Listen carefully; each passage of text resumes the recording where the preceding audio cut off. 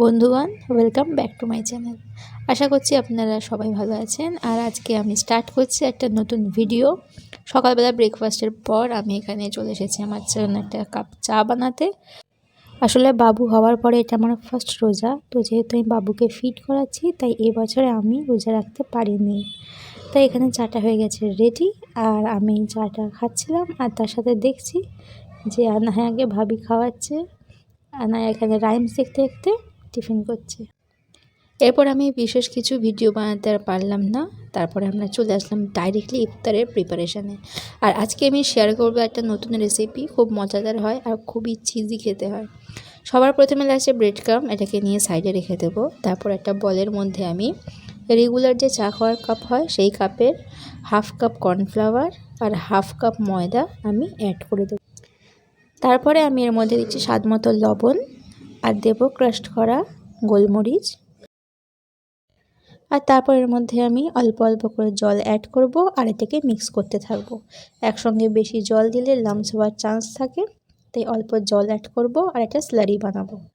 এটা খুব একটা থিক হবে না, চামচটা ডিপ করলে যেন তার পেছনে এরকম লেগে থাকে, এতটাই থিকনেস হবে।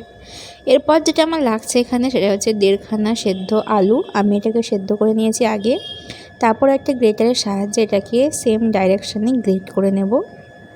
এরপর এর মধ্যে অ্যাড করছি আমি 2 টেবিল স্পুন মতো পেঁয়াজ কুচি, 2 টেবিল স্পুন ক্যাপসিকাম কুচি, একটা গোটা রসুনের কোয়া নিয়েছি যেটাকে আমি এভাবে গ্রেটারের সাহায্যে গ্রেট করে অ্যাড করব।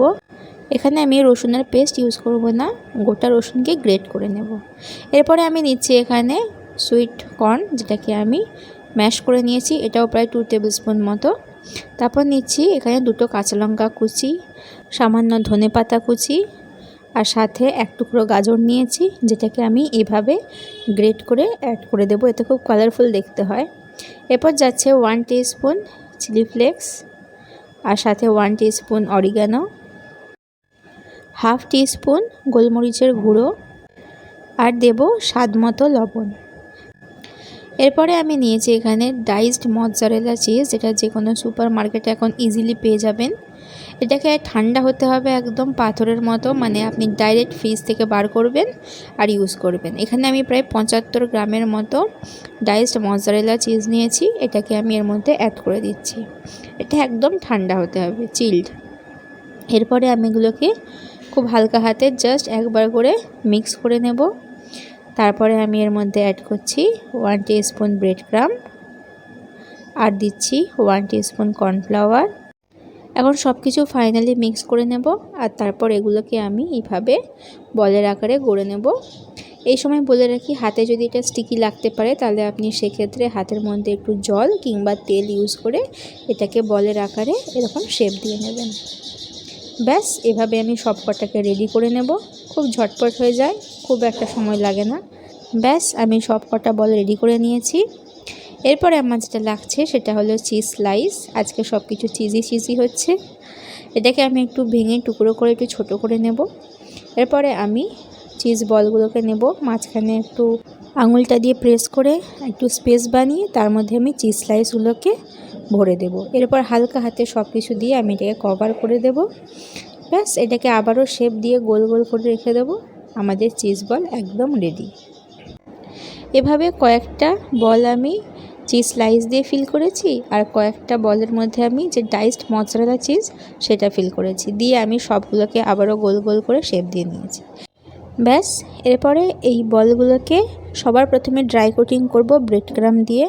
ব্রেড ক্রাম্বের মধ্যে এটাকে দিয়ে হালকা হাতে এটাকে খুব ভালোভাবে কভার করে নেব ব্রেড ক্রাম্ব দিয়ে, তাহলে এটা খুব ভালো সেট হবে। তারপরে আমরা যে স্লারি বানিয়েছিলাম তার মধ্যে এটাকে ডিপ করব চারিদিক দিয়ে খুব ভালোভাবে, এক্সেস পরিমাণটাকে ঝরিয়ে নেব আর তারপরে আবার এটাকে আমরা ব্রেড ক্রাম্বে দিয়ে দেবো। ব্যাস, এতটাই ইজি। দিয়ে আবার এটাকে ভালোভাবে ব্রেড ক্রাম্ব দিয়ে কোটিং করে নেব যাতে এটা খুব ভালো সেট হয়ে যায় আর একটু ছেড়ে না যায়। তারপরে এভাবে হালকা হাতে এটাকে একদম ভালোভাবে সেট করে দিতে হবে, তাহলে এটা খুব ভালো শেপ নেবে। এভাবে আমি প্রত্যেকটা চিজ বলকে রেডি করে নিয়েছি আর তারপরে এটা যাবে ফ্রিজের মধ্যে মিনিমাম 10 মিনিটের জন্য। চলে গেলাম ফ্রিজে রাখতে। মিনিমাম 10 মিনিট রাখবেন, তার চেয়ে বেশি রাখলেও ভালো, আর আপনি এটাকে ফ্রিজে রেখে স্টোরও করতে পারেন। এরপরে আমার এদিকে তেলটা হয়ে গেছে গরম আর চিজ বলগুলোকে ফ্রিজ থেকে বের করে ডাইরেক্টলি আমরা তেলের মধ্যে অ্যাড করে দিচ্ছি। খুব বেশি এটাকে ভাজার দরকার নেই। এটা লাল লাল হয়ে কালারটা চেঞ্জ হলেই বুঝতে হবে এটা একদম রেডি। এখানে একটা ইম্পর্ট্যান্ট কথা বলে রাখি, যেটা আমার সাথে হয়েছে সেই জন্য আমি বলছি।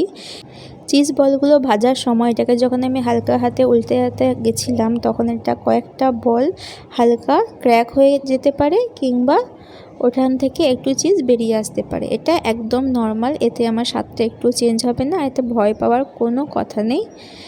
ব্যাস ফাইনালি আমাদের চিজ বলগুলো ভাজা হয়ে গেছে, আর তারপর এটা একদম গরম গরম সার্ভ করার জন্য রেডি। দেখুন দেখতে কিন্তু দুর্দান্ত হয়েছে। যেটা বলেছিলাম কয়েকটা হালকা একটু চিজ বেরিয়ে আসতে পারে চিজ বল থেকে, এর নামই তো চিজ বল, তাই। ব্যাস এটা আমাদের রেডি হয়ে গেছে। এটা অত্যধিক হারে গরম ছিল, আমি চেষ্টা করছিলাম আপনাকে ভেঙে দেখানোর। তো ফাইনালি এখানে মা আসলেন আর একটা চিজ বলকে আমরা ভাঙতে সক্ষম হয়েছিলাম। এটা অত্যধিক গরম ছিল আর একদম চিজে ভরপুর ছিল। আর এখানে আমাদের আবারও একবার আজকে তৈরি হচ্ছে চিকেনের চপ। এতে আমরা দিয়েছি একটু আলাদা একটা গোটা সেদ্ধ আলু দিয়েছি, একটু পেঁয়াজ কুচি, ধনেপাতা কুচি আর কাঁচা লঙ্কা কুচি দিয়েছি। ব্যাস একটু ফ্লেভারটা ডিফারেন্ট হয়ে গেল। ব্যাস এরপরে আজকে মা একটা নতুন আইটেম ট্রাই করছেন, যেটা হলো কাঁচা লঙ্কার পকোড়া। এর জন্য মা কাঁচা লঙ্কাগুলোকে প্রথমে চিড়ে নিয়েছে, দিয়ে দানাটা বের করে দিয়ে তার মধ্যে দই মাখিয়ে রেখেছিল। এরপর বেসনের যে ব্যাটারটা বানাচ্ছিলাম সেটাকে প্রথমে একটু থিক রেখেছিলাম যাতে লঙ্কাগুলো ভালো কোট হতে পারে। এখানে মনে হচ্ছে আরেকটু ব্যাটার লাগবে, ঠিক এতটা যেন লঙ্কাগুলো ভালোভাবে বেসনের ব্যাটারে কভার হয়ে যায়। তারপর সেম ব্যাটারে আর একটু পাতলা করে আমরা এখানে চিকেন চপগুলো ভেজে ফেললাম লাল লাল করে। এরপরে আমরা তেলের মধ্যে কাঁচা লঙ্কাগুলোকে খুব সাবধানে ছেড়ে দিলাম, দিয়ে এটাও আমরা ভেজে তুলে নিলাম। খুব বেশি ভাজার দরকার নেই, এটা একদম লাল লাল হয়ে আসলে এটাকে আমরা নাড়িয়ে চাড়িয়ে তুলে নেব। আর এই কাঁচা লঙ্কাগুলো ছোট দিয়ে এনেছিল, এটা তার বাড়ির বাগানে হয়েছিল, তাই কাঁচা লঙ্কাগুলো এত ফ্রেশ ছিল আর ভাজার সময় একটা খুব দারুণ সুগন্ধ বেরোচ্ছিল আর একদম জিভে জল চলে আসবে কাঁচা লঙ্কার সেন্টে। তারপর যথারীতি আমরা চলে আসলাম এখানে ইফতারির প্লেট সাজাতে।